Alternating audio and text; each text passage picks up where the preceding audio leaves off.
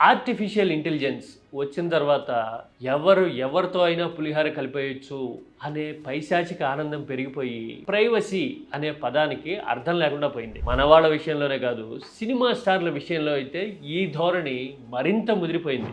హీరోయిన్లని తమకి తోచినట్టుగా link up చేసేయడము, porn videos తరహాలో artificial వీడియోలు ఏఐలో క్రియేట్ చేసి సర్క్యులేట్ చేసే సైట్లు, ఐడీలు, వ్యవహారాలు ఈ మధ్యన ఆన్లైన్లో ఎక్కువైపోయాయి కదా. ఇప్పుడు ఇదే ధోరణి మీద హీరో నాగార్జున ఫైట్ మొదలుపెట్టారు. హైకోర్టుని ఆశ్రయించి ఒక తీర్పు తనకి అనుకూలంగా వచ్చేలా చేసుకోగలిగారు. నాగార్జున కంటే ముందు బాలీవుడ్ హీరోయిన్ ఐశ్వర్య రాయ్ కూడా ఇదే టాపిక్ మీద ఢిల్లీ హైకోర్టుని ఆశ్రయించడం చూసాం. ఇంతకీ ఏఐ ఇంత డేంజర్ అయిపోయిందా?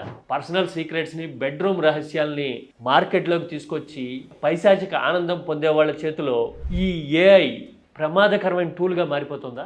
ఇది కేవలం ఎంటర్టైన్మెంట్ కాదు, ఇది మన జీవితాలకు సంబంధించిన పర్సనల్ ఛాలెంజ్ కూడా. దాని ఇంపాక్ట్ ఎలా ఉంటుందో ఒకసారి డీటెయిల్డ్గా చూద్దాం.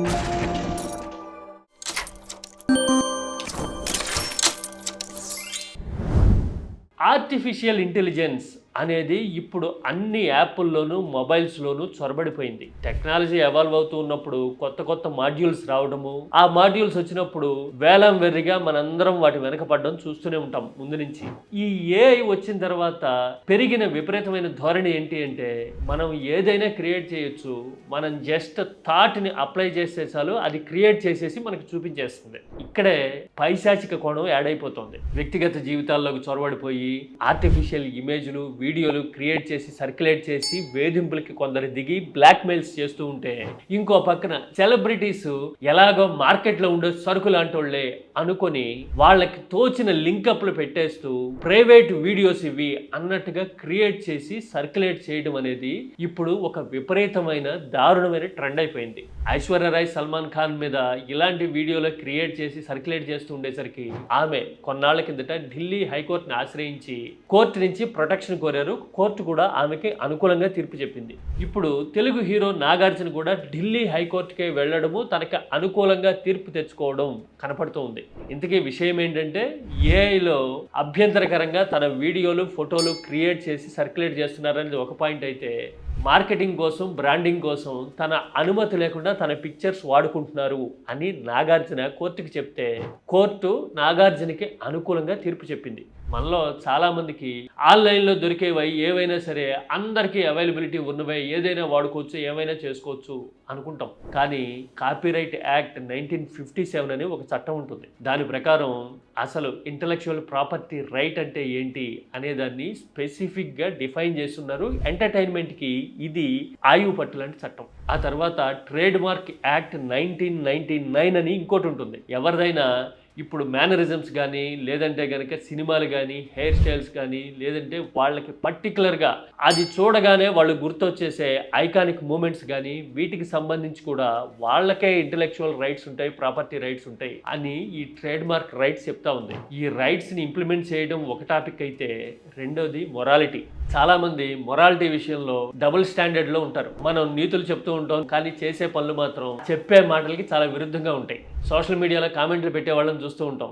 మనిషి కనపడ్డ కదా అని తెలిసిన వాళ్ళు కూడా నేరుగా బూతు కామెంట్లు పెట్టడము, అబ్యూజ్ చేసి మానసికంగా హర్ట్ చేయాలి అని ప్రయత్నం చేయడము, ఆనందం పొందడం కనపడుతూ ఉంటుంది. ఇంకొందరైతే వీళ్ళకంటే పిరికోళ్ళు ఫేక్ ఐడీలతో కామెంట్లు పెడుతూ అబ్యూజ్ చేసి వల్గారిటీని స్ప్రెడ్ చేసి ఆనందం పొందుతూ ఉంటారు. మొదట వాడు పైశాచిక ప్రవృత్తిని ఆన్లైన్లో మన ఐడెంటిటీ రివీల్ కావట్లేదు కదా, వాళ్ళు నేరుగా మనల్ని చూడట్లేదు కదా అని కామెంట్ చేస్తే, రెండోది అసలు వీడి ఐడెంటిటీనే లేకుండా ఈ ముసుగు వాళ్ళు పెట్టడం కనపడుతూ ఉంటుంది. వీళ్ళని మించి ఇప్పుడు ఏఐ వచ్చిన తర్వాత వ్యక్తిగత జీవితాల్లోకి చొరబడి సెలబ్రిటీలకు సంబంధించినవి, మహిళలకు సంబంధించినవి, చాలా చోట్ల ఆఫీస్లో కలీగ్స్కి సంబంధించిన ఫొటోస్ని, పర్సనల్ వీడియోస్ని కానీ, సీక్రెట్స్ని కానీ మిస్యూజ్ చేసి సర్క్యులేట్ చేయడము, అబ్యూజ్ చేయడము, వేధించడము.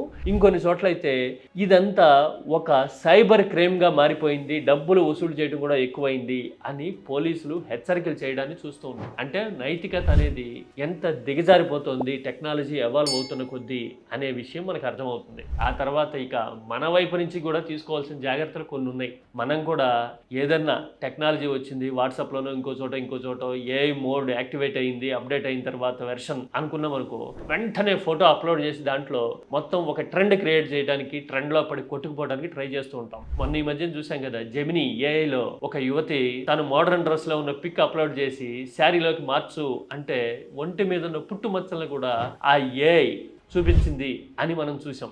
అంటే డ్రెస్లే కాదు, ఇంటర్నల్ విషయాలను కూడా ఈ ఏఐ స్టడీ చేస్తోంది అనే షాకింగ్ విషయం ఈ దెబ్బతో రివీల్ అయింది. మరి వన్స్ స్టడీ చేసిన తర్వాత ఆ డేటా అంతా ఎక్కడ స్టోర్ అవుతుంది, ఆ సర్వర్లు ఎక్కడ ఉంటాయి, ఒకవేళ అలాంటి డేటాని హ్యాక్ చేస్తే గనక ఎన్ని జీవితాలు బజార్ను పడతాయి, మనం ఎప్పుడైనా ఆలోచిస్తామా? చాలా just go with the flow అన్నట్టుగా టెక్నాలజీ వచ్చింది, ఏఐసి కొట్టండి ఫోటోలు అన్నట్టు కొందరుంటే, దొరికిందే సందు అని అలాంటి ఫోటోల్ని లాగి మిస్యూజ్ చేసేందుకు ఇంకొందరు ట్రై చేస్తూ ఉన్నారు. బహుశా ఇలాంటి ధోరణులన్నీ పెరుగుతూ ఉన్న తర్వాత, ఐశ్వర్యరాయ్ కేసు, నాగార్జున కేసు లాంటివి వచ్చిన తర్వాత కేంద్రం త్వరలోనే దీని మీద సీరియస్గా దృష్టి సారించి ఒక చట్టం చేస్తుందేమో అని అనిపిస్తూ ఉంది. చేయాలంటారా చట్టం?